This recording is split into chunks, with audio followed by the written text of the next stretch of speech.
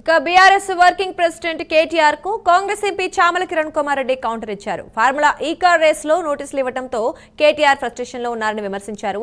అందుకే lie detector చేయించుకుందామంటూ CM Revanth కు challenge చేస్తున్నారని అన్నారు.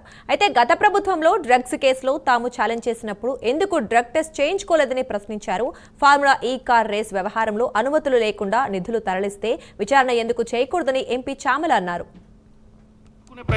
విపరీతంగా సినిమా యాక్టర్లు హైదరాబాద్ నగరం డ్రగ్స్ వాళ్ళ పరిపాలననే చేసుకోమన్నప్పుడు ఈరోజు ఛాలెంజ్ చేస్తుండగా దొరవారు మరి చిన్న దొరయ్యాల మనం ఛాలెంజ్ చేసినప్పుడు మరి ఆయనే వచ్చి చేసుకోమంటే చేసుకోలే. సరే నేను ఆయన వాడిండు అని నేను అంటలేను. ఒక ప్రజా ప్రతినిధిగా నీ మీద ఒక అబాండా వచ్చినప్పుడు దాన్ని సరిదిద్దుకునే ప్రయత్నం చేసేది ఉండే. మరి ఈరోజు ఎందుకు ఛాలెంజ్ చేస్తున్నావు కేటీఆర్ గారు అంటే ఫ్రస్ట్రేషన్ పీక్కి వచ్చింది.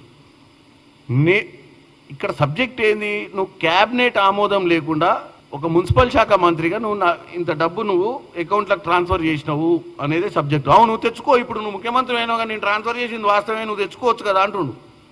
ఇక్కడ సబ్జెక్ట్ ఏంటంటే నువ్వు చేసింది తప్పు కాబట్టి ఎంక్వైరీ నడుస్తుంది. నీ స్వలాభం కోసం ఆ రోజు నీ మిత్రులకు సపోర్ట్ చేస్తామన్న ఆలోచనతోటే నువ్వు క్యాబినెట్ ఆమోదం లేకుండానే నువ్వు ఒక మున్సిపల్ మంత్రిగా ఉండి స్వనిర్ణయం తీసుకొని నువ్వు ఒక అకౌంట్లోకి వెళ్ళి foreign exchange RBI guide lines ప్రకారం పర్మిషన్ తీసుకోకుండా 44 కోట్ల రూపాయలను నువ్వు ట్రాన్స్ఫర్ చేసింది అనేది నీ మీద అభియోగం. అంటే ప్రజలకు మనం ఏం చెప్తున్నావు, అవునబ్బా నేను కొట్టినా, ఎందుకు కొట్టినా, నేనేమన్నా నల్ల పైసలు ఇచ్చినా, తెల్లయ్య కదా కొట్టినా అంటావు. తెల్లయ్య కాదు నల్లయ్య కాదు, నువ్వు కొట్టుడే తప్పు అనేది ఇక్కడ. దాన్ని కూడా నువ్వు సమర్థించుకో.